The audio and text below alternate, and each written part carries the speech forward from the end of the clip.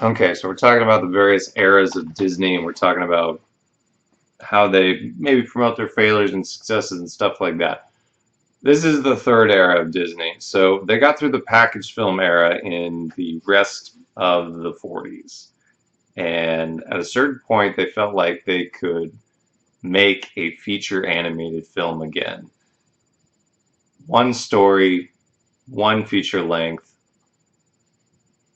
to make it like they did in that original 5 movie Scar Your Child era of Disney. The movie that they did to pull that off was Cinderella. Cinderella was a smash success and essentially gave them the money to fund their next few movies, and the success of which would basically allow them to make Disneyland. And that's Disney as we know it as a modern company. And theme park company, a movie company, whole bunch of stuff. Cinderella allowed them to do pretty much all of these things. Cinderella was the shove the bowling ball down the hill that generated more and more force. It became basically an entertainment conglomerate. So Cinderella is the thing that created a lot of this. A lot of this. It is Cinderella's castle in Disney World. Not that that was what the first castle was, but we'll get there. Cinderella is a very, very good movie. I highly recommend Cinderella. You know all the music. It's a really good suite of music. Um, you know the story. It looks good. The characters are likable. The the villain is villainous. You like the music. It is funny though. Prince Charming is like barely in this movie. It's it's like the Prince Charming is not necessarily a person so much as the goal of trying to escape from your terrible family situation and get to a place of where your virtue is rewarded. Like he's less of a character and more Cinderella achieving what she wants out of life. Um, some people don't think Cinderella is a particularly good protagonist because she doesn't do enough to achieve her goals, that her goals are achieved for her. I would argue she, being a good person and forging these good relationships with the other characters, eventually pretty much allows these things to happen for her. So I'm going to push back on the argument that Cinderella doesn't do enough in her own movie a little bit. Um, yeah, it's just really good. It's it's a great princess movie. It is probably the princess movie. It is the princess movie that which they fall back on when they need to get back on the horse and make a bunch of money. I would highly recommend it. It was a big financial success at the time as well. I don't have the things in front of me, but I'm sure it was one of the top 10 movies of the year, and it did really good business. Probably the best business they did in this era. But it is a crazy run of movies here. Like Cinderella, obviously the big one. Which funny story? I tried to introduce my daughter to Cinderella. It was like one of the first Disney movies we showed her, and she got scared of the villain's music. She was at a time where like musical cues really like set her off, and she really empathized with what the music was trying to get the viewer to do. So she was like, "Nope, can't do it. Too freaky." So she was Cinderella ended up being the one that was too much for her. It's Cinderella, Alice in Wonderland, Peter Pan, Lady and the Tramp, Sleeping Beauty. Like those sound like just a bunch of really big, really successful, really well loved movies. When I watch them for this watch through, some of them don't hold up as well.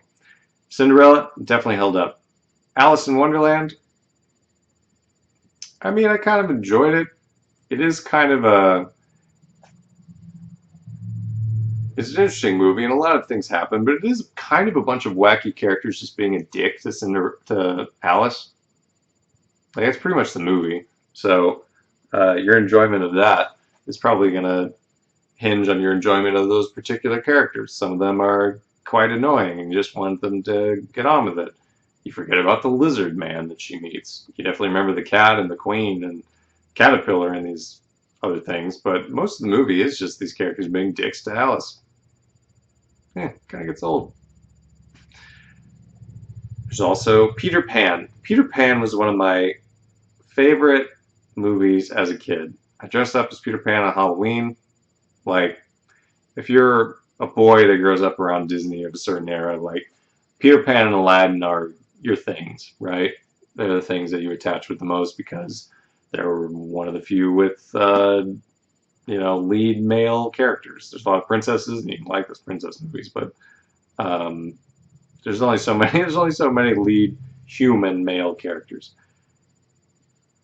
I know every like audio cue in Peter Pan, and it looks glorious, like the Neverland map, Neverland layout, or whatever.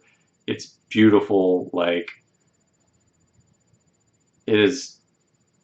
All those things hold up really, really well. But there's a big anchor that like is dragging down this movie, and it earned it a content warning. Certainly, the depiction of the Neverland native tribe is very bad. It is it is as bad as you'd think. Um, yeah, so and Peter Pan is hard to adapt because of this. There's some adaptations of the Peter Pan story that don't include the tribe at all, or try to make it like a world's natives tribe, and end up casting Tiger Lily as a white lady. Like Disney is not the only entertainment company that has tried to adapt Peter Pan and done it in a way that doesn't age well and is looked back on poorly today. But yeah, man, it's bad. What makes the Red Man red is very racist. The natives themselves, their skin tone is so red that you could confuse it with the Chicago Bulls mascot. Tiger Lily is less red and looks more like the other characters than the other natives do, to the point where it's almost like the natives are a different species than the other characters. There's points where Peter and the band of boys, I forget their name, the Lost Boys, will take on and off the native wear like it is a costume that they can just like shed at any time. Like there's a lot here that doesn't look good at all, and it really drags down the rest of the movie. And obviously, like a lot of other movies of this era, like the people portraying the native characters are not native. Like it's bad. It's real bad. Um, Definitely a cherished childhood film. It just, man, everything involving those natives just sinks like makes this movie sink like a rock. Um, Lady and the Tramp, actually also surprisingly racist. I really liked Lady and the Tramp as a kid. When you watch it as an adult, you realize there's a lot of like random racial and ethnic and national humor. Like, for example, everyone knows the Siamese cats, and that would earn the content warning in general. There's also like a variety of dogs in the dog pound. That there's like a Russian dog, an English dog, a very Mexican dog. Like probably wasn't. It was probably offensive back when this movie came out in the 50s. Um, we're talking about like Slowpoke Antonio level of racial tropes here with the Mexican dog. But there's also like random jokes that Tramp makes about like the Irish cop and the various people whose restaurants he goes to and like what they sound like and stuff like that. There's a lot more of that kind of humor than you would expect out of like a silly dog movie.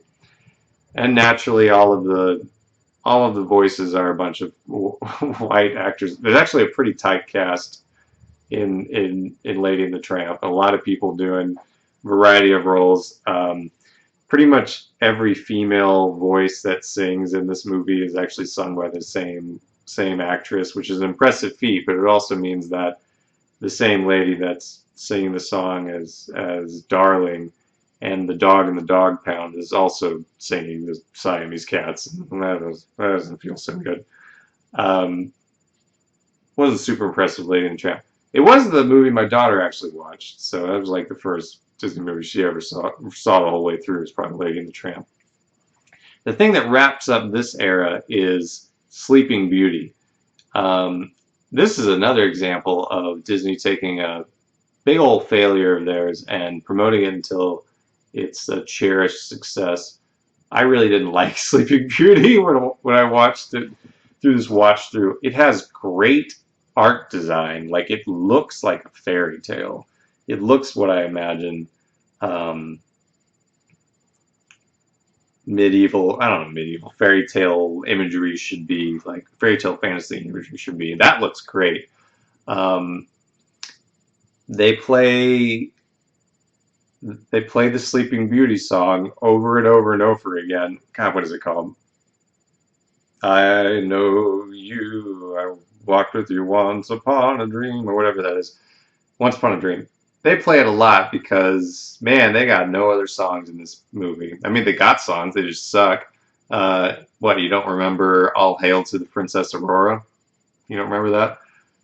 There's parts in this movie where I get distracted trying to figure out whether or not uh, Princess Aurora is wearing hose or tights of some kind because they managed to make the color of her feet the same color as something else. So you're just confused about what's going on, and that's probably not a good sign that you're being that confused. There's a lot of weird things about the plot of this movie, and in fact, I think when you make fun of princess movies and Disney princess movies and the tropes of like falling in love with someone the same day that you met them and various other things, like a lot of it is making fun of this movie. Like the princess in this movie, hmm, she's kind of a plot device by herself. There's a reason that they made a movie about Maleficent and not a remake of Sleeping Beauty because Princess Aurora kind of sucks and Sleeping Beauty kind of sucks. Um, there's also a bunch of weird stuff about like arranged marriages and royalty and stuff like that. That's very, very weird and off-putting now. Um, who doesn't love a love story where a woman's betrothed comes and sees her as an infant and is like, "Oh yeah, you're gonna marry that infant someday, 6-year-old child." Like, who doesn't love a love story that starts off like that? Who doesn't love a story where like Sleeping Beauty gets pricked and falls asleep, and then her fairy godmothers put the rest of the kingdom to sleep involuntarily until she wakes up? Like, what the hell is that? She's so important to the kingdom that you like deprive the entire kingdom's population of like awakeness and sentience and like the ability to live to just because the princess is asleep slash dead slash whatever. Like that's a weird plot twist that I didn't remember and and didn't think would be a thing. Like wow, that's crazy. So yeah, Sleeping Beauty is not good, and it did not do well back in the day. It lost money. It was a movie that they spent way too much on and didn't turn a profit because of that. So it was a financial failure. It was a creative failure, but Walter was smart enough to attach it to his theme park. And in fact, the original castle of Disneyland was it's Sleeping Beauty's castle, because you link the movie and the theme park together, and it promotes both eventually with time. So yeah, don't watch Sleeping Beauty. It's not good. Highly recommend Cinderella. Some of the other golden classics of this era haven't aged well in the 2020s, but you know, pretty much all of them look great, and that's not always going to be the case in the decades to follow with Disney. So we'll see you next time when we step out of the golden era of the 50s and move into the 60s and 70s and Walt Disney's eventual death.